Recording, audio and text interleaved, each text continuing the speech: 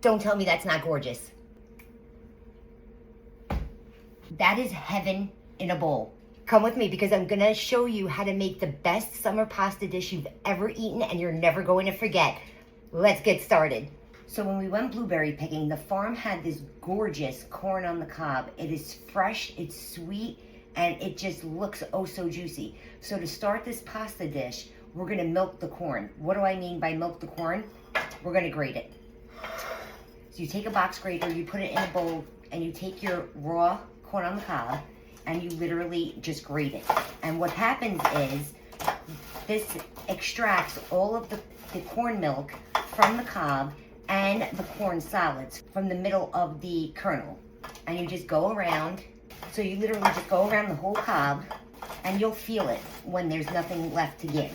And we're extracting all of the corn solids from the middle of the kernel, and look, we're not making any mess at all. It's going right into the bowl. Do not get rid of your corn cob because we're gonna use these again. And essentially, look at what we get. All of the corn milk, all of the little corn solids, and this is the star of this pasta dish. So I'm just gonna continue doing this to all 4 ears of the corn. So now we're gonna start building our sauce and getting our pasta together. But I just want you to see this gorgeous, gorgeous corn and all of those lovely juices. You can't get this any other way but grating it. So I have my water going in my pot. So while that's coming to a boil, I'm gonna add in the 4 corn cobs that we had left over because we don't want anything to go to waste. And why not flavor your pasta water with whatever's left over in the corn cobs? There's still a lot of goodness left in there. To that water, I'm gonna add in a generous amount of salt, and we're just gonna let that come to a boil. In the meantime, let's get our pan going for our sauce.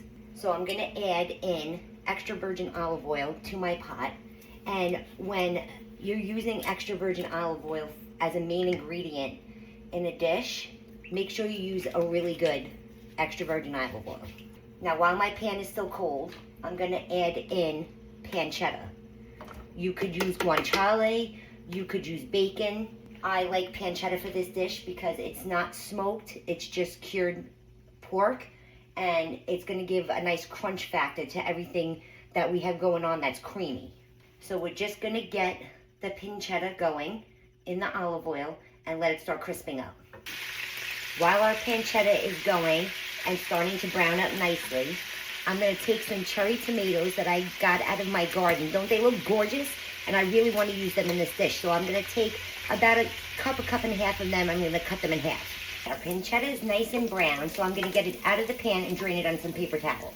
So now we need to drop our pasta because this sauce comes together quickly. I removed the corn cobs from the water because they've done their job. And I'm just using a 3-cheese tortellini here. So we're gonna drop that in and we're gonna let it do its thing. In the meantime, to our olive oil and the drippings from our pancetta, we're gonna add in 1 large shallot that I minced, 6 cloves of garlic. Give that a stir. Let that start doing its thing for about a minute. To that, I'm gonna add in some salt and some black pepper. Once the shallot and the garlic soften and you start to smell it, we can move on to the next step. So like I said, it only took about 2 minutes for our zucchini to cook up. So now we're gonna add the star of the show, this gorgeous milked corn, and all of that liquid, all of that milk that we got. Give that a stir. And can you see already the sauce that we're building here? And look at the beautiful color. Doesn't that scream summer? Look at how gorgeous this sauce is. And it's gonna get even better because now we're going in with all of the tomatoes that we sliced in half from the garden. Guys, come on, look at this.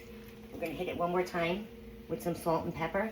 And we're gonna let this go for about 2 or 3 minutes, just until the tomatoes are warmed through and they just start to burst.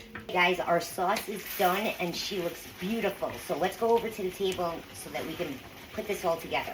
So our gorgeous sauce is done, and look at how creamy and delicious that sauce is. That's from all that corn milk. So now what I'm gonna do is one final step while it's off the heat. I'm gonna add in Parmigiano Reggiano cheese. And this is gonna bring it all together. Oh, absolutely divine. I have the tortellini here. Now we're just gonna dump this corn, zucchini, and tomato sauce all over that tortellini. And we're gonna stir it up. I reserved some of the pasta water just in case it gets a little thick on us. Look at how gorgeous it's coating that tortellini. You can't ask for a better summer pasta dish. You really can't. All with homegrown or farm stand ingredients. You know what? I think we're good. I don't think we need any pasta water. I'm just gonna take some basil that I took out of my garden. I'm gonna rub it in between my hands, get the oils, and right in. Isn't she gorgeous? But we're not gonna forget our pancetta that we crisped up. We're gonna throw that all over the top of this. Save a few for my dish. And there you have it. Let's get a plate and plate her up. Look at it. Don't tell me that's not gorgeous. Put the last of those pancetta crumbles on top. That's not good. It's not good. There's no word for that. That is heaven in a bowl. This dish is so good. It screams summertime. You can taste the sweetness of that corn, and milking it was key. You can also taste the sweetness of that zucchini and the cherry tomatoes that I grew in my garden. This dish is absolutely phenomenal. Like I said, it's one of those pasta dishes that you're never gonna forget and you're always going to wanna make. Just when you thought it couldn't get any better. Guys, if you want the recipe to my summer corn pasta dish, just comment the word recipe in the comment section below and I'll be sure to send it to your DM. Or you can click the link in my bio, head over to my Substack, and you can find all of my recipes there.